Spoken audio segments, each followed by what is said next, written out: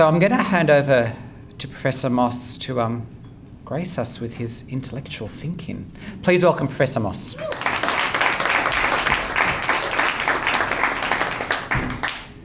Right. Well, thank you for that. Yeah, can you all hear me? Yeah. Thank you for that introduction. I do have this sense I'm up against impossible odds with the main course hovering in the background and all that. I mean, it's I've never quite spoken in such a context before. So it's lovely to see you all here, and thank you very much for coming, and also particularly for Anthony and his colleagues for arranging this event. I've been researching and writing for many years, more years than I care to think, about the flawed and dysfunctional early childhood system in my country, England. Most recently as an editor and contributor to the book listed on the flyers that you may find distributed. And the book is called Transforming Early Childhood in England. But I've extended this critique to what I call, or is called, the Anglosphere. That is 7 English-speaking countries, including Australia, in a book written with Professor Linda Mitchell, who some of you may know from New Zealand. And this book is due to be published in May, and this is the snappy title, Early Childhood in the Anglosphere, Systemic Failings and Transformative Possibilities. And I just say that these 2 books and another one about social research for our times are all available free of charge to download because of the enlightened policy of our publisher UCL Press, so you can dip into them without having to fork out a fortune, which is often the case with academic books. As this new book's title suggests, Linda and I identify common features and common failings across all 7 Anglophone countries. These include a split between childcare or daycare services and school-based or kindergarten services, with childcare services and a childcare discourse, an endless discussion about childcare, predominant. And of course, within this broader split, there's a lot of fragmentation of services, a lot of chaos in the whole system. Secondly, a split workforce with deep-seated problems, including staffing crises in all countries. I've been hearing about staffing crises in Australia, but believe me, you can look at what's going on in Ireland or Canada or England or New Zealand and the same problems. What is going on? It's a very interesting issue. A third feature and failing, in my view, is the extensive marketisation and for-profit privatisation of early childhood services. And the fourth feature is very weak parenting leave policies, because we include parenting leave as part of the early childhood system, with no synergy between parenting leave and early childhood services. Linda and I, as the title of this new book suggests, are arguing for transformative change. And this means, in our view, a fully integrated public system of early childhood education, available to all children, recognising children's right to education from birth. The UN Convention on the Rights of the Child, General Comment number 7, I refer you to if you don't know it already. Secondly, an early childhood education provided in multi-purpose, community-based services, centred on education, but able to provide many other projects. Thirdly, a fully integrated and graduate workforce of early years teachers or pedagogues, having parity of pay and conditions with school teachers. And fourthly, synergy between these services and well-designed parenting leave. But there is a further element in the transformative change that Linda and I advocate, and which is the subject of my short presentation this evening. We argue not only for a public system of early childhood education, but for a democratic early childhood education as part of a turn across all sectors of education towards a democratic education. The subtitle of that first book I told you about, Transforming Early Childhood in England.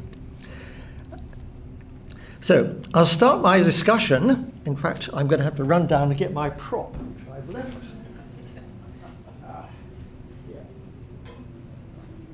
I wouldn't make a conjurer. I would leave my props behind. My first prop is this bag, which is a typical conference handout. You've all seen them these days. You can't get out of a conference without a handbag, whatever you call these things. And this one comes from a conference I attended as a keynote speaker in Koblenz in Germany in September. And it makes a good introduction to my topic on democratic early childhood education. Firstly, because the bag has the title and the theme of the conference on it. I won't attempt to pronounce it in German, but according to Google Translate, it is Democracy Empowers, Help Shape Community Early. Democracy, and specifically democracy in early childhood education, was the conference theme. And my keynote I was asked to give was titled Towards Democratic Culture and Political Practice in Early Childhood Education. Secondly, the conference was a sellout, attracting 400 participants from all sectors of early childhood education, including managers and policymakers, and the topic of democracy was chosen, and the conference was funded by the State Ministry of Education, the state being Rhineland-Palatinate, and the Minister of Education attended, sat through me spouting on about democracy. Wonderful. The conference showed that democracy in early childhood education was a very live issue in that part of Germany. So like that conference in Germany, what I want to raise with you this evening is a political question. What are the purposes of early childhood education, indeed of all education? Because basically what I'm talking about tonight applies across the board. Or put more simply, what is education for? Like that conference, I want to offer one political choice, one possibility that education, all education, but including early childhood education, has the purpose of promoting and strengthening democracy in our societies. It's not the only purpose, but it is an important one, I contend. Democracy as a purpose of early childhood education and all education is a choice that I have personally made for a number of years. And of course, I'm not alone in doing so, but it is far from universally chosen. Answering the question, what is education for?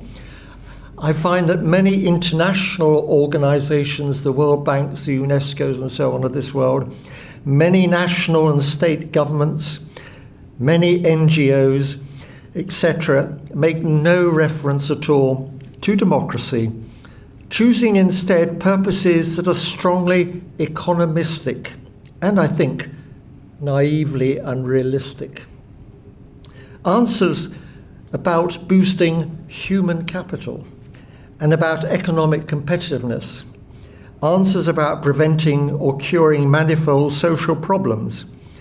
Answers framed in terms of high returns on investment. These are the sorts of answers on the purpose of education which crop up time after time in reports from government, international organisations and so on. Take, for example, the recent early years strategy discussion paper from the Australian federal government, and I quote, "The evidence for a return on investment in the early years is strong. Research has found that the potential value of future benefits that can be realised from early intervention is over $5.4 billion per annum. Australian governments are spending $15.2 billion each year of high intensity and crisis services from problems that might have been avoided through early intervention. Economist Dr. James Heckman has shown high-quality early childhood programs for disadvantaged children can yield returns of between 4 and $16 for every dollar invested, etc., etc. It goes on in this vein. Such rationales about early childhood education is a concern to me for a number of reasons. Firstly, because I think these economistic rationales lead to the increasing governing of children and adults alike. They presume the need to apply standardized programs very tightly to get these promised high returns on investment. They lead to what Loris Malaguzzi called prophetic pedagogy, where every process and every outcome is tightly prescribed and predetermined. Secondly, I think the rationales are quite frankly naively unrealistic. They are naive and rely on magical thinking, a view expressed in an article entitled 40 Years of Believing in Magic is Enough, which was written by Ed Ziegler. Now, Ed Ziegler was a leading figure in establishing the American Early Intervention Head Start program. You'll be aware of that, back in the 1960s. And to mark the 40th anniversary of Head Start, he wrote an article reflecting on this experience. He wrote, "There is no magical permanent cure for the problems associated with poverty. Expecting the achievement gap to be eliminated is relying too much on the fairy godmother. Poor children simply have too much of an environmental handicap to be competitive with age mates from homes with good incomes and a multitude of advantages." He went on, "Are we sure there is no magic potion that will push poor children into the ranks of the middle class? Only if the potion contains healthcare, good housing, sufficient income for every family, child-rearing environments free of drugs and violence, support for parents in all their roles, and equal education for all students in school. Without such necessities, only magic will make that happen." So that's governing, and that's unrealistic expectations. And my third concern is that these economistic purposes exclude other possible purposes for early childhood education. Purposes that I believe are equally or more relevant to the challenging conditions of the times we live in. For example, the need for a more inclusive society with more solidarity and cooperation. The need for a more environmentally sustainable society, and the need for a more democratic society. All three of these needs involve addressing problems that have been greatly exacerbated by the hegemonic neoliberal regime of the last 40 years, including its undermining of democracy and its depoliticization of life under the neoliberal motto, "There is no alternative." So in this brief talk, I want to focus on the need for a more democratic society and the contribution of early childhood education, indeed all education, to that end, the subject of that recent German conference. Though building more solidaristic, more inclusive and more sustainable societies are equally important purposes for education, which we could talk about on another occasion. To argue for education's role in strengthening and deepening democracy is not a particularly original proposition. I don't want you to think I'm claiming that I've come up with an original idea.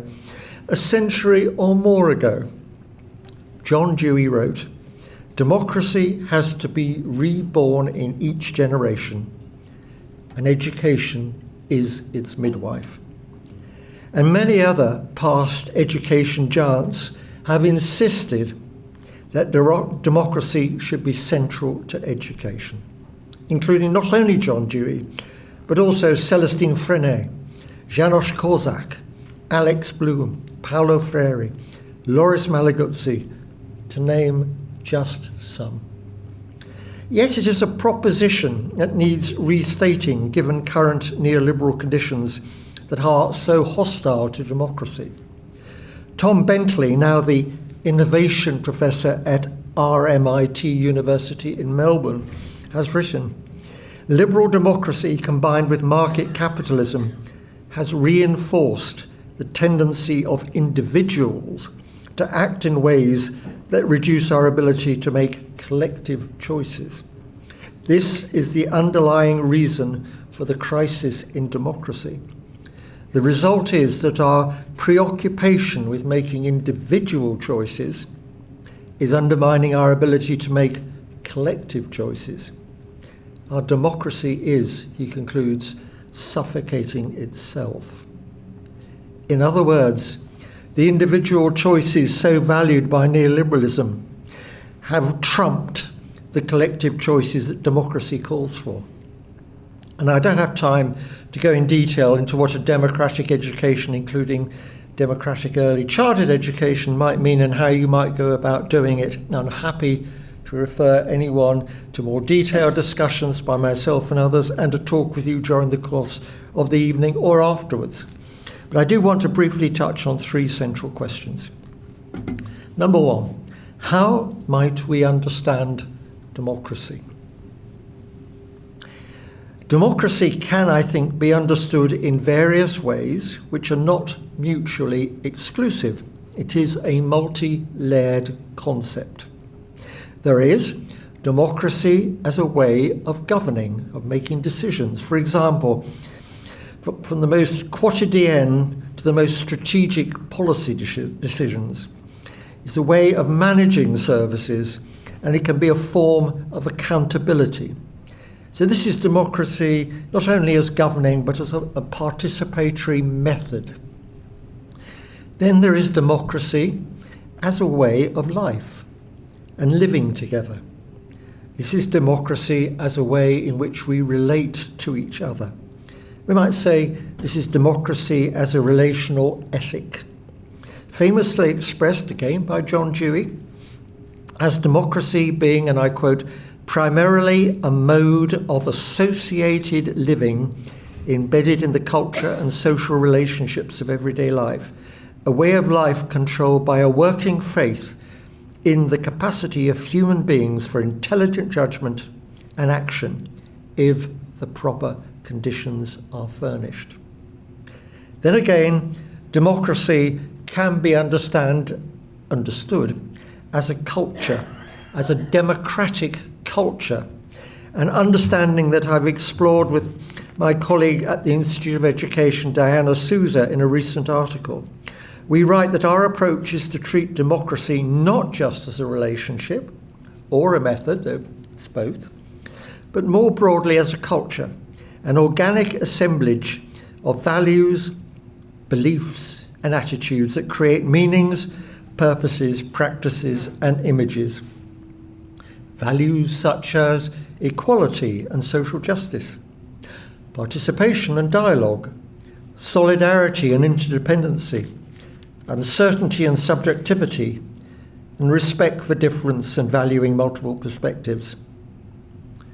Beliefs such as children being citizens with rights, born competent with 100 languages and worth listening to, and the importance of the idea of the commons and the public good. And attitudes or dispositions such as civility, conviviality, and caring. Such a democratic culture provides a context for the creation of education, while in turn education sustains and enriches democratic culture. But again, the concept of democratic culture is not original. I can't claim it. Others have been there before. Back in 1971, for instance, we find Loris Malaguzzi in Reggio Emilia, and he was asking, and I quote, "a great effort of teachers so they can participate in building schools together with children, young people, parents and citizens. Schools that are living centres of open and democratic culture." The second question is, how might we work with a democratic culture in early childhood education? How do we do democracy? I think there's no programme or manual to tell us how to build a democratic culture, and there's no end point giving closure when we can say, job done. Instead, building a democratic culture is an unfinished, continuous and reflective process, both top-down and bottom-up, a process of continuous and inclusive experimentation and research.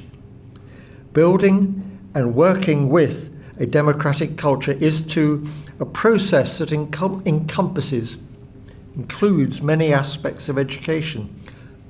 Policy making at all levels. How do we democratically make policy? The education and development of teachers and pedagogues. The management of services. Curriculum, pedagogy, assessment, and much else besides. There may be no programme or manual to follow, no blueprint to provide instructions, but there are many examples to inspire and provoke, to help us think and reflect.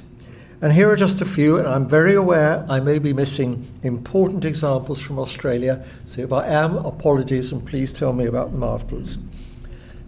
Go to Sweden, where the curriculum for the preschool is the integrated centre that takes all children from 1 to 6 in Sweden. The curriculum for the preschool states, and I quote, "The preschool is part of the school system and rests on the basis of democracy. Education should be undertaken in democratic forms, creating a democratic climate in the preschool. This is democracy embedded in policy." You can go to neighbouring New Zealand, where we find Tawariki as an example of the participatory production of an innovative bicultural curriculum, and learning stories offering a democratic assessment method. From my own country, the United Kingdom, comes the mosaic approach, a multi-method tool for listening to young children and enabling their participation in decision-making, developed and first applied by my colleague Alison Clark, and today being used in many countries. And then Italy, where, of course, many of you here today will be very aware and know a lot about Reggio Emilia and its world-famous early childhood education and municipal schools for young children, which have been a local project of democratic experimentalism, which has created a democratic culture, including democratic political choices, such as the image of the rich child, the democratic pedagogy of listening, pedagogical documentation, which I think is a tool for democratic research and assessment, and gestione sociale, a method of democratic management of early childhood centres. And my final example is Portugal, not a country that crops up very often on these occasions, but I think a really important country. For there's a central role for democracy in that country's national curriculum at all levels. And there is also what is in English is a modern school movement, MEM for short. And this is a national association consisting of many thousands of teachers from all sectors of education, supporting the development of schools and pedagogy based on solidarity, cooperation and democracy. A leading figure in MEM writes, "Following core principles of cooperation, solidarity, socio-cultural integration and initiation to democratic practices, MEM sees adults and children as having the right to participate actively in the construction of inclusive and democratic school culture." What's interesting for me is that, like Reggio Emilia, Portugal's commitment to building a democratic culture in education has been a reaction to the experience of dictatorship. It is one way they have been committed to ensure never again. And my final question is, what conditions might enable a democratic culture to evolve in early childhood education and education in general? Identifying and building such conditions will need a lot of experimentation, documentation, and research. But here are just a few possibilities, a few thoughts for beginning to achieve democracy in early childhood education.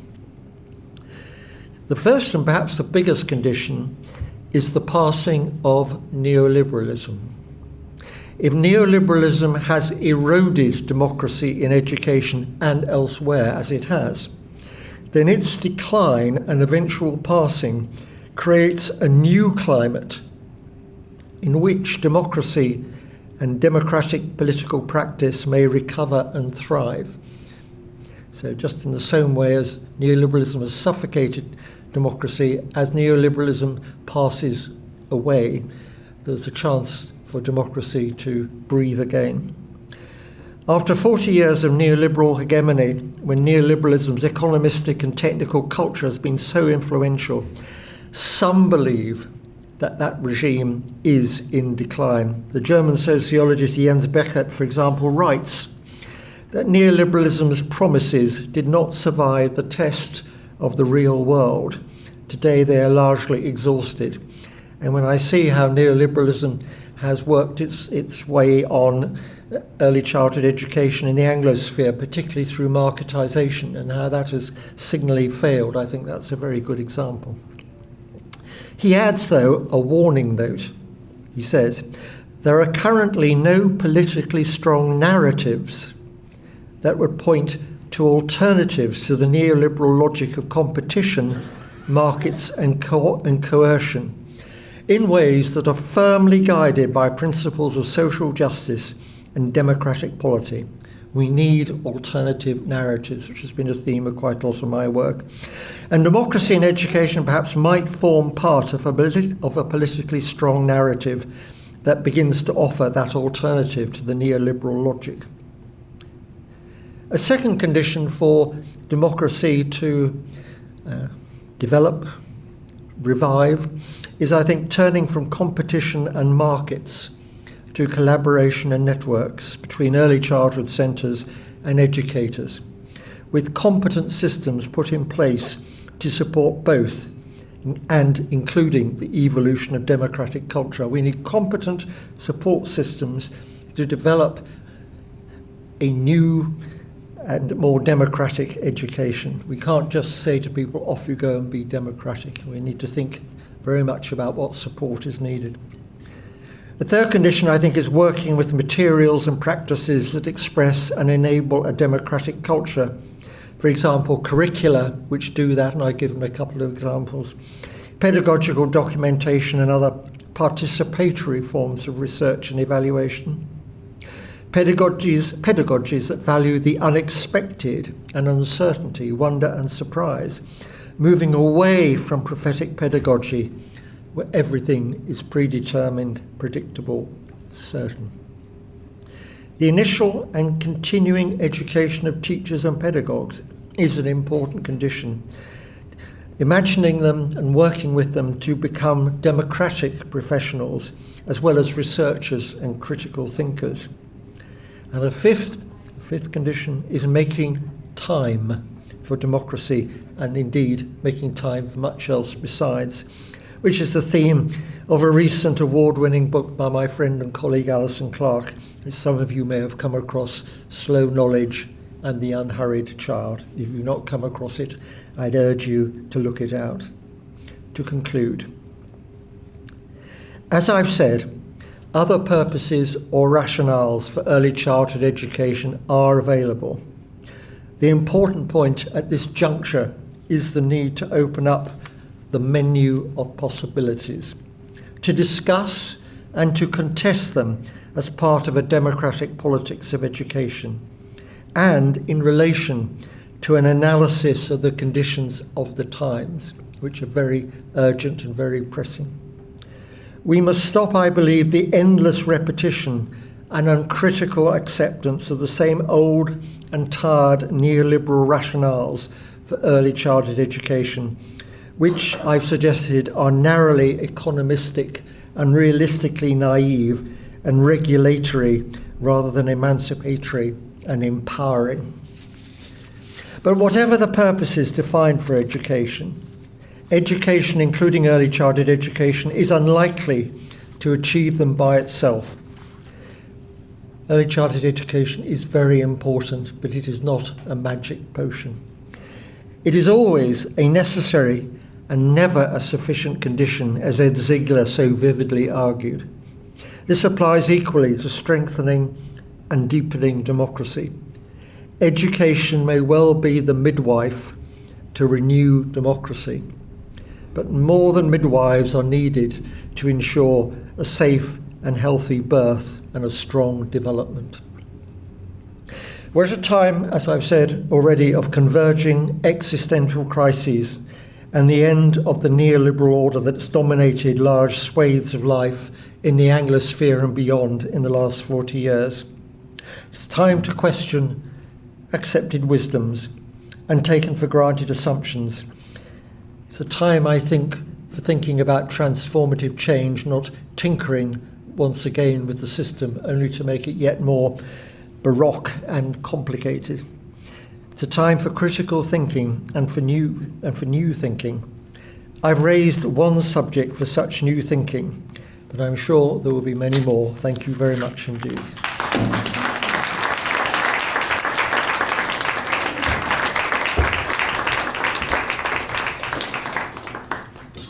It's going to make having dinner difficult now. There's a lot to think about.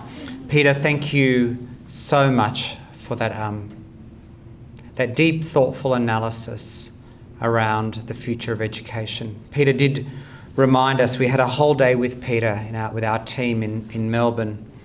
We all gathered and Peter reminded us that he's struggling with trying to come up what is the purpose of education. If anybody has the answer, please tell him. It'll help him answer the question at hand. We want to thank you, Peter, for coming to Australia as our thinker in residence. It's been a necessary moment. Sandra reminded us it's so timely with all these reviews happening that inserting such thinking is necessary, and we do hope that when you come back again we have some good news to share with you. Please thank Professor Peter Moss. Dinner will shortly be served. Enjoy networking, some drinks. Thanks everybody.